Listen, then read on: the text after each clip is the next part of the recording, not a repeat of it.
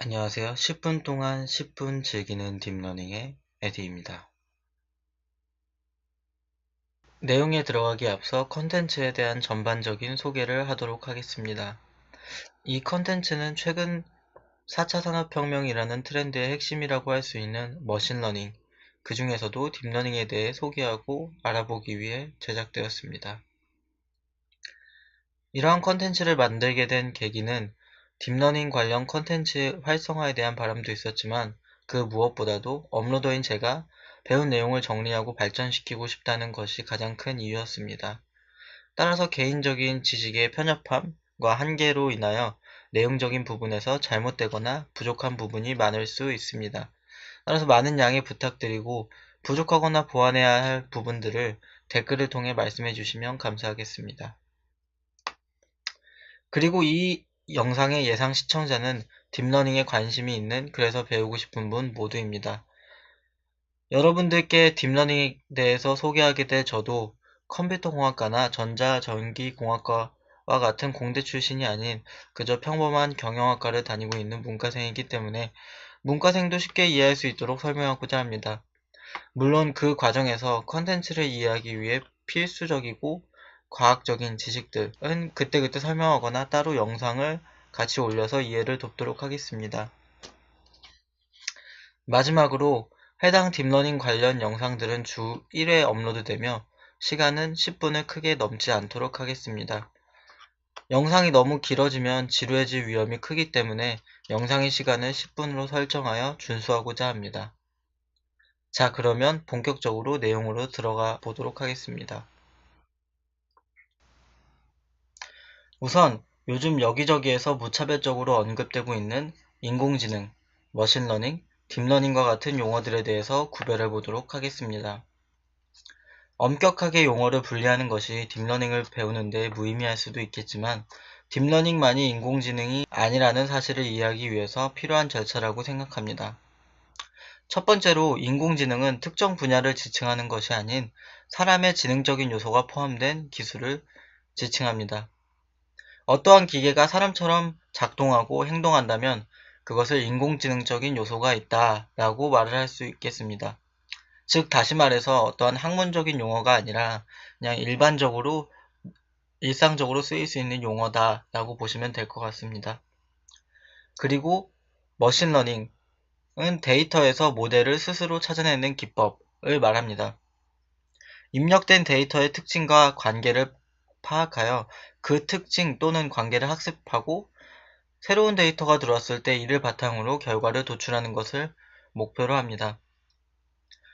마지막으로 그 머신러닝 안에 있는 딥러닝은 이러한 머신러닝의 방법 중의 하나로서 데이터에서 모델을 찾아내는 데 있어 인공신경망 중 심층신경망을 사용하는 모델링 기법입니다. 심층신경망이 무엇인지에 대해서는 차후 소개하도록 하겠습니다. 지금은 그냥 심층신경망을 이용한 머신러닝 기법이라고 이해해 주시면 좋을 것 같습니다.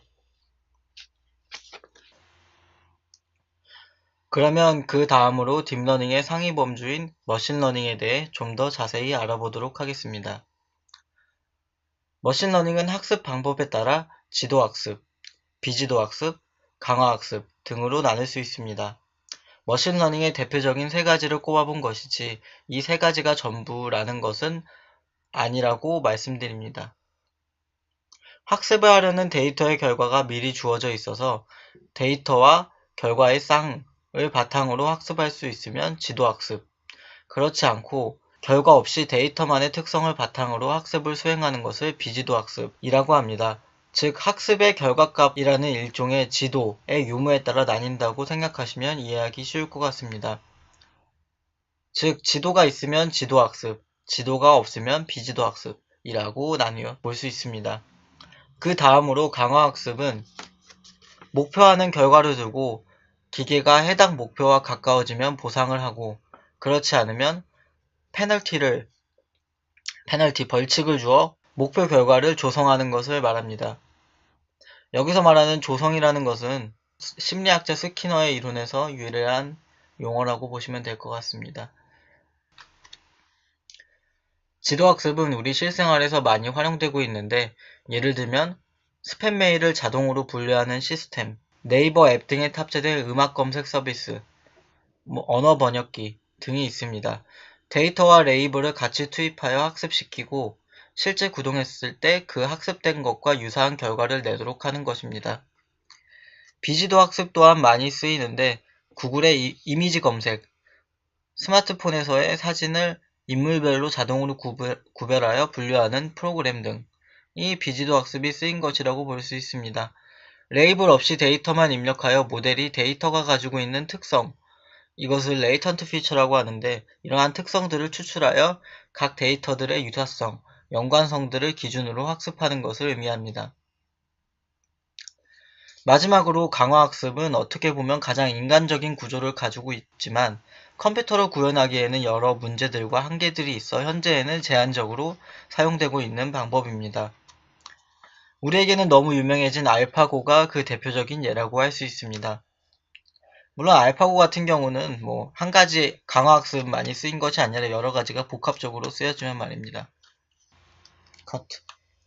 그 다음으로는 신경망에 대해 알아보도록 하겠습니다. 갑자기 고등학교 때 생명과학 시간으로 돌아간 것만 같은데요. 뜬금없다고 생각하실 수도 있지만 딥러닝이 심층신경망을 통한 학습이라고 이전에 설명드렸었는데 그 심층신경망은 바로 인간의 신경망의 구조와 원리를 차용해서 만들었습니다. 그렇기 때문에 인간의 신경망의 구조와 원리에 대해서 깊게 이해하는 것이 딥러닝에 대한 이해에 조금이나마 도움이 될 수 있을 것 같아서 준비해 보았습니다. 깊게 들어가지는 않고 인공신경망에 대한 이해를 돕는 차원에서 간략하게 설명드리도록 하겠습니다. 각설하고 신경망은 다음 그림과 같은 구조와 모양을 가지고 있습니다. 수상돌기, 여기 있는 수상돌기 같은 경우에는 이전 뉴런에서의 신경 자극을 중개하는 역할을 합니다. 이전 신경망에서의 자극이 수상돌기를 통해 전달이 되면 축삭돌기로 전달이 됩니다. 이렇게 보시면 자극이 축삭돌기로 전달이 되는 것을 알 수 있습니다. 이렇게 전달이 되어서 축삭돌기에서 받아들인 자극이 역치 이상이 되면 전이차에 뉴런 밖에 있던 여기 뉴런 밖에 있던 나트륨들을 흡수하게 되고 이런 흡수된 나트륨들이 이 다음 통로, 여기가 통로인데요. 이 다음 통로의 문을 열어서 다음에서의 나트륨들을 또 흡수를 할 수 있도록 도와줍니다. 이러한 연쇄적인 나트륨들의 흡수를 통해서 나트륨이 전달이 되고 이 축색 종말에 와서는 이제 나트륨들이 화학물질 분비를 자극하게 됩니다. 그렇게 되면은 시냅스라는 지금의 뉴런과 현재의 뉴런 사이의 공간, 이 공간으로 화학물질을 분비를 하게 되고 다음 뉴런으로 자극이 전달되게 되는 것입니다. 결국 신경이라는 것은 나트륨이 확산이 되어 뉴런을 활성화시키는 것이라고 볼 수 있으며 우리가 앞으로 고민하게 될 인지 및 기억은 이러한 각각의 뉴런들이 어떻게 연결되어 있는가에 따라 달라진다고 할 수 있습니다.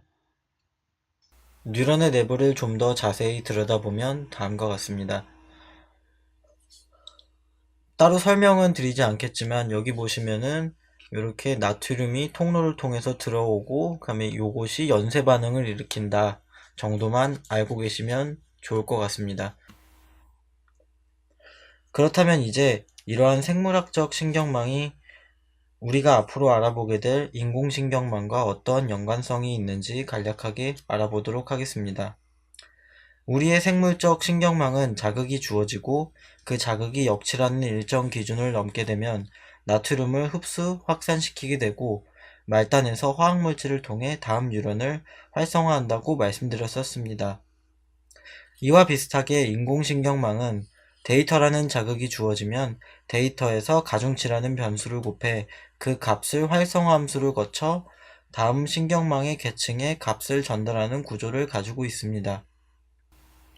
역치의 역할을 하는 것이 활성화 함수, 시냅스에서 구조에 따라 다르게 전달되는 성질, 이 성질이 가중치라는 것을 통해 구현되고 있습니다.